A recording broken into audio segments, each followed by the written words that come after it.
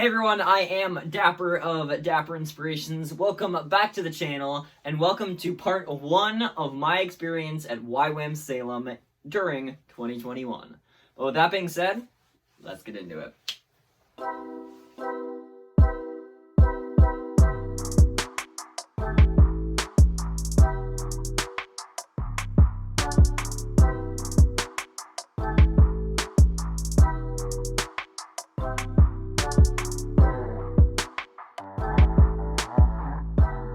So first and foremost, guys, if you are here at the live premiere of part 1 of my experience at YWAM Salem, first and foremost, thank y'all so much for dropping by this live premiere. Also, if you are here live, make sure to drop a hello in the chat because, you know, I'm probably vibing here I'm probably vibing in the live chat right now. So future me, make sure you say a hello back because, you know, that's probably the good or the right thing to do. But even if you are not watching the this video live, thank you so much for dropping by and watching this video. But now let's start diving into my experience at YWAM Salem.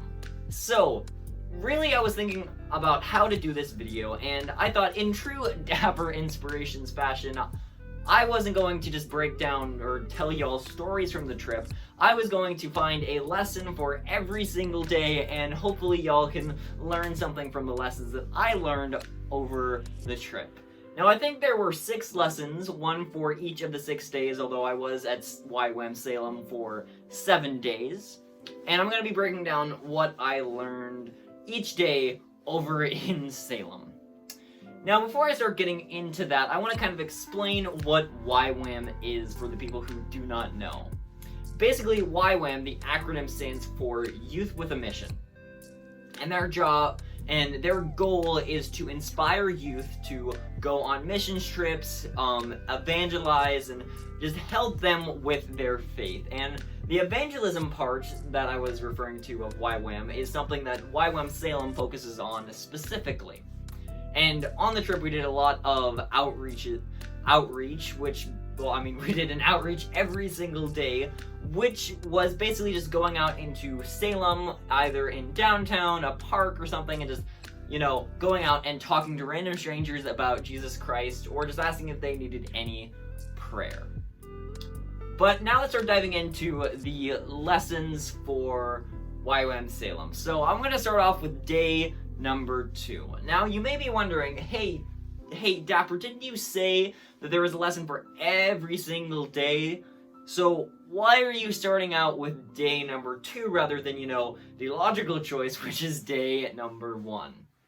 Now, really, I did learn a lesson in day number 1, and, you know, that what I said before was not false, but the lesson that I learned on the first day, I think, deserves its own full-blown video. And sadly, that video won't be coming out anytime soon because, you know, I have some other cool stuff coming up on the channel that I want to post first. And also, you know, just like, I don't feel like it's the right time to talk about what I learned on that day.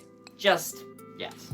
But let's just dive into day number 2. Now, the lesson I have found or learned on day number 2 is that Christians still exist and people are not all jerks.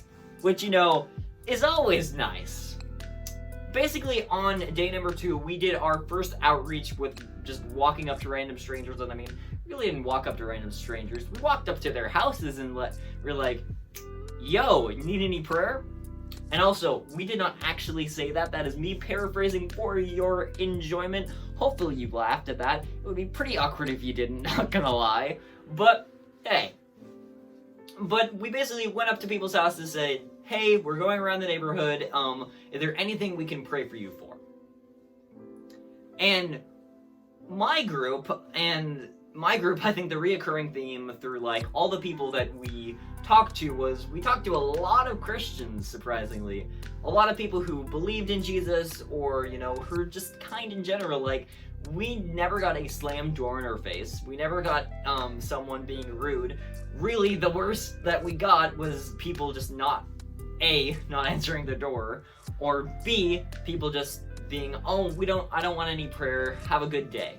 which, you know, is absolutely shocking to me, because if I did that exact same thing that I did in Salem, here where I live, it probably would have gone very differently, or at least the people's reactions would have been very different than what they were in Salem.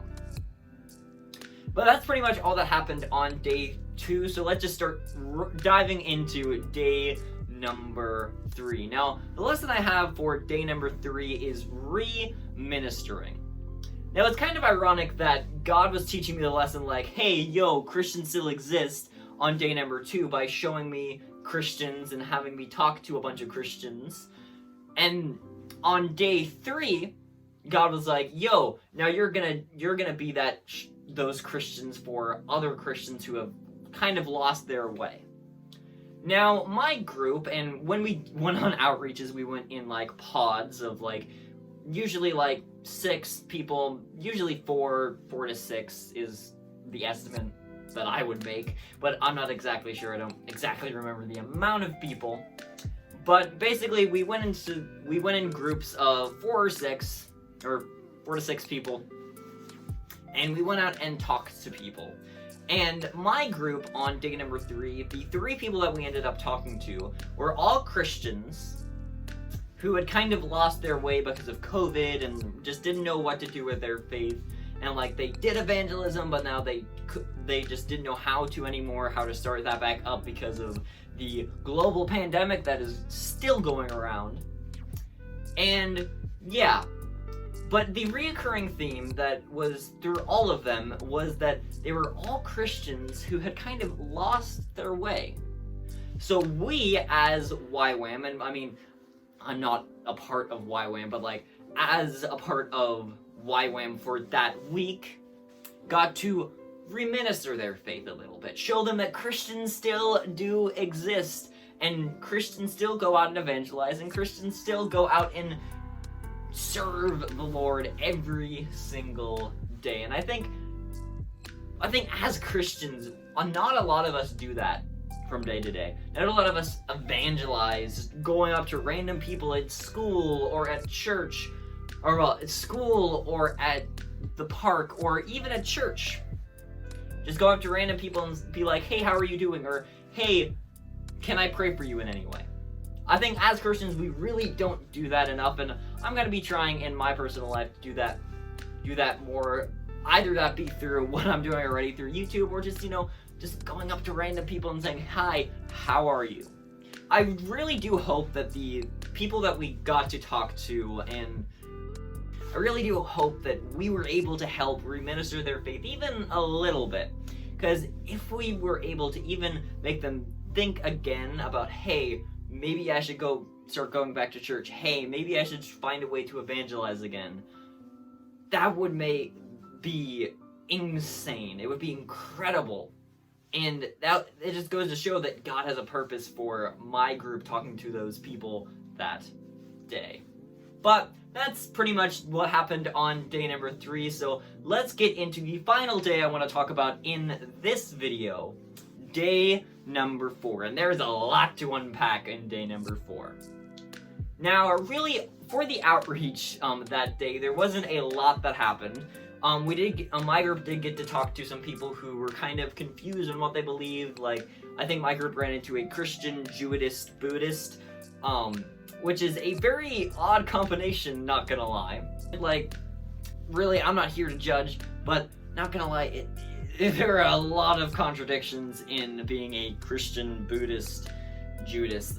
It doesn't really work, if I'm being honest. But really, not a whole lot happened on the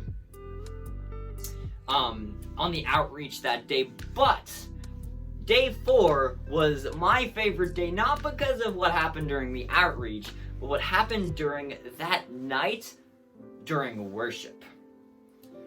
Now, a lot happened on that worship night, and how it started out was one of the leaders went up in front of all of the students, our entire group, and said, hey, so a lot went wrong when we were preparing this worship session. We couldn't get the right keys. Like, the leader was supposed to play this electric guitar, and he eventually decided, hey, God probably doesn't want me to do this right now. And really, the entire group was kind of disheartened. Like, the worship team was disheartened, and they're just like, I don't know, why isn't this working? And all those questions of just, why isn't this working? So the leader decided, hey, I'm gonna go ahead and I'm just gonna drive away. And as he was getting in the car, he realized, no, I'm not gonna just drive away. I'm not gonna walk away, because that is exactly what Satan wants. That is exactly what Satan wants me to do. And I'm not gonna do that. So he got out of the car and he went back into the room and, shared that story with all of us. Now, really, up until that point, not a lot had happened during that worship session. Not a lot had, happened, and just, there wasn't a whole lot of spiritual energy or anything like that. It was kind of, we were all just kind of going through the motions, if I'm being honest, up until the point where he talked, and something he said was that Satan is going to try and stop what is going to happen tonight. And at the time, I didn't believe that, because, really, the night had been going very slow, and, being fully transparent, I'm just nah, nothing's big's probably gonna happen tonight. Oh boy, I was wrong. Now, going through the night, we went through a couple more songs, and then eventually I was just standing by myself, doing the worship thing, and I felt this gut-wrenching feeling in my chest. Or really in my stomach. I don't know where I was feeling it, but I was just feeling very, very sick to my stomach and just wasn't feeling great. And I felt God saying, hey, you need to go up and talk to this entire group. And I'm like, well, okay, what would I talk about? And he gave me the topic that I was supposed to talk about, and I'm like, okay, but I really don't want to do that. I'm not sure I want to do that. And I was feeling really sick, and really the only way I can describe what happened in me that night was this spiritual battle. Satan trying to stop me from, delivering a message. Satan trying to prevent me from talking to the crowd. And at the time, I didn't know why. But looking back on it, I think I know why Satan was trying to stop me. And honestly, I'm not 100% sure that Satan himself, or even one of his demons, was trying to stop me from going up and talking. It may have just been my own flesh, and it probably was my own flesh just trying to stop me from doing that. But regardless of what was trying to stop me, I eventually decided, hey, if I let this go, if I don't listen to God here, I will regret it. So I decided to go up and talk to that very same leader who addressed the group before, and I'm like, hey, I feel like God's really, really calling me to talk right now. I feel like God is saying, hey, you need to talk. You need to speak in front of the crowd. So he asked, hey, what do you want to talk about then? And I gave him what I was going to talk about. And so he handed me the mic and okay, stand right here and wait for the worship team to finish this song, and then they'll go ahead and let you speak. So I did that. Now, to kind of give y'all who didn't go on the trip some insight of what happened that night, someone actually recorded what I said. So instead of me recapping the events, I'm gonna go ahead and play that video of me talking to the group of people at Salem. So enjoy. And after that experience, I became fearful of my voice.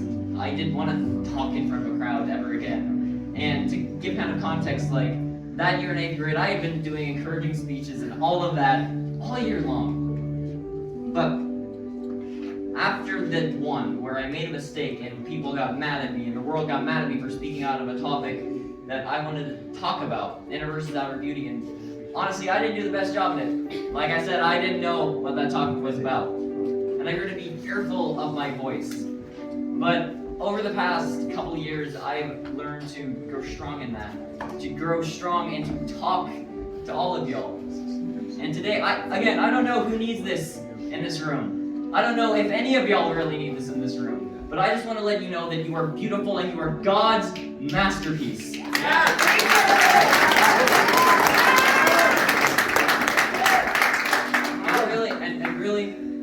I just want to say that God loves all of y'all so much. Don't ever lose that, guys.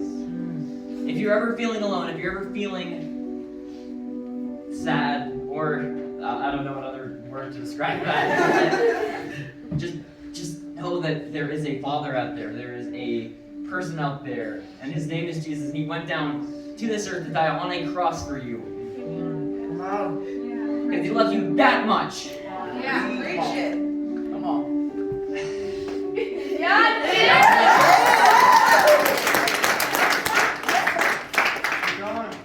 And really, just know that God loves you today, guys. Just know that God loves you. Yeah. So I think in my life, there have been a very few times where I could say that, hey, that was God speaking through me.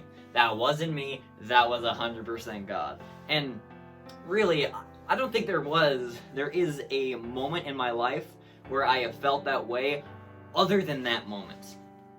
What happened at Salem. When I went up there and spoke, that was 100% God. That was not me. Maybe a little bit of me, but really that was God just speaking through me. And like, I am usually not 100% sure if this like, yo, God speaks through people and like speaking through me. I'm very rarely am I just like, yo, that was 100% God. Because at the end of the day, it might not have been. But in that moment, that was 100% God. I can say that with an abounding confidence that was 100% God. That was not me. That was God speaking through me. And after I spoke, people like clapped a lot. They clapped for me, and the boys were just like, yo, and like that's actually what they said. And that's not me paraphrasing for your enjoyment. But like a lot of people are just like, yo, you can really speak, like you can actually preach, man. And I obviously said like, thank you, I appreciate that. And I also said like, hey, that wasn't me, that was God. But after all of that, I took a step back and I looked around the room, and people were crying, people were on their knees worshiping, and it was really, really cool what happened. Now, I went up and spoke. And I think when I went up and spoke, I lit a fire. I struck a match. And after I struck that match with what I said, more people got up and like, hey, I want to talk. Like, can I say something? And a couple other students went up and spoke. And there was a lot of students who wanted to speak, but then like, because of time constraints and all that, obviously all of them couldn't talk, but I'm pretty sure everyone who wanted to speak that night did get a chance on the trip sometime after that to talk about what they wanted to talk about that night. And it was incredible to me that God used me to light a fire. God used me as a vessel to speak through, and then used me to encourage other students to go up and talk, and other students to get really involved in this worship session. And the spiritual fire didn't stop there. It kept growing and growing to the point where literally everyone in the room was crying, like, and the one word that I said more than any other night, or more than any other word that night, to describe what was happening, was yo. Like, yo. And that was it. That is not even me paraphrasing. Like, that is legitimately what I said. Because I was flabbergasted at what God was doing. People were praying over people. People were praying over other people is actually what I meant to say, but regardless. And really, what happened that night was incredible. It was a spiritual breakthrough. I don't think a single person that was on that trip cannot say, yo, that night was insane. Because I would say that was the most impactful night. The most impactful night for everyone. Because there was a lot that happened. And that spiritual fire lit and grew. Grew to a side that was absolutely insane.